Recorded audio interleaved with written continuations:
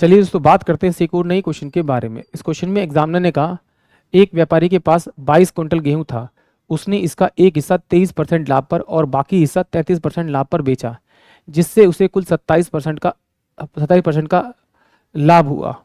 उसने 33% लाभ पर कितना गेहूं बेचा, ये एग्जामिनर ने मुझसे पूछा।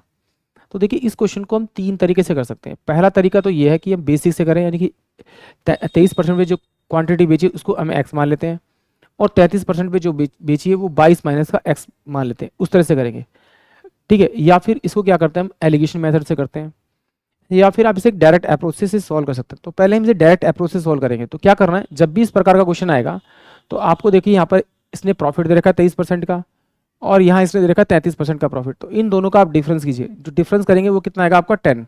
तो 10% बराबर में क्या करना है आपको जिसका निकालना है उसको छोड़ दीजिए, बाकी दोनों का और टोटल का प्रॉफिट का डिफरेंस निकाल लीजिए। इन दोनों का डिफरेंस निकालेंगे तो 4% आएगा और जो 4% आएगा उस 22 का आप 4% निकाल दीजिए। टोटल जो क्विंटल दे रखा है उसका 4% निकाल दीजिए, यानी 4 बटे में कितना हो जाएगा आपका 100।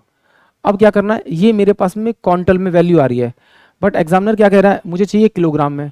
तो पहली बात तो पहले मुझे इसे 100% बनाना पड़ेगा, तो इसे किसे मल्टीप्लाई करना पड़ेगा मुझे 10 से। तो 10 से इसको इधर मल्टीप्लाई कर दीजिए, तो ये मेरी जो वैल्यू आएगी वो क्विंटल में आएगी, बट मुझे चाहिए किसमें, किलोग्राम में। तो एक क्विंटल में कितने होते हैं 100 किलोग्राम, तो इसे आप 100 से मल्टीप्लाई कर दी, इससे ये कट जाएगा। तो 100% की जो वैल्यू आएगी वो क्या आएगी आपके बराबर में 880, यानी 880 किलोग्राम आएगा, यानी कि ऑप्शन सी, यानी 33% पे जो उसने बेचा होगा वो 880 किलोग्राम बेचा होगा। अगर इस तरह से नहीं करना तो आइए अब एलिगेशन तरीके से करते हैं। एलिगेशन तरीका कहता है पहले वाले पार्ट को आपने कितने बेचा, आपका 23% पे बेचा, दूसरे वाले पार्ट को आपने कितने बेचा, 33% पे बेचा आपने। तो टोटल कितना है आपका 27%, ये बीच में टोटल रखते हैं। इसमें से इसको माइनस करूंगा तो मेरे पास कितना बचेगा आपका 6% इसका, इसमें से इसको माइनस करूंगा तो मेरे पास कितना बचेगा आपका 4%। इन दोनों का अगर रेशियो निकालूंगा तो 3 और 2 आएगा, यानी कि उसने 23% पे जो बेचा 3 क्विंटल बेचा, तो 33% पे उसने 2 क्विंटल बेचा होगा। इन दोनों का सम करो तो टोटल कितना आ रहा है 5 क्विंटल, जबकि एग्जामिनर कह रहा है भैया ये तो 22 क्विंटल है, इसको 5 को 22 क्विंटल बनाने के लिए किससे मल्टीप्लाई करना पड़ेगा, 22 बटे 5 से मल्टीप्लाई करना पड़ेगा। जिससे इसे मल्टीप्लाई करते हैं उसी से मल्टीप्लाई कर दे, यानी कि 44 बाय में 5 क्विंटल आ गया। बट एग्जामिनर कह रहा है किलोग्राम में चाहिए, तो मुझे पता है एक क्विंटल में कितने होते हैं 100 किलोग्राम होते हैं, तो 100 से मल्टीप्लाई कर देंगे। 100 से मल्टीप्लाई तो 5 दूनी 10, यानी 880 किलोग्राम, यानी कि 33% पे जो उसने बेचा वो 880 किलोग्राम बेचा। अगर इस तरह से भी नहीं करना तो आइए फिर बेसिक तरीके से करते हैं, क्योंकि ऐसे बहुत सारे स्टूडेंट होंगे क्लास में जिनका बेसिक थोड़ा सा कमजोर होगा और वो इसको समझ में नहीं आएगा, क्योंकि फर्स्ट टाइम स्टार्ट करेंगे। तो कुछ नहीं, जिसको निकालना है उसको आप मान लीजिए एक्स क्विंटल।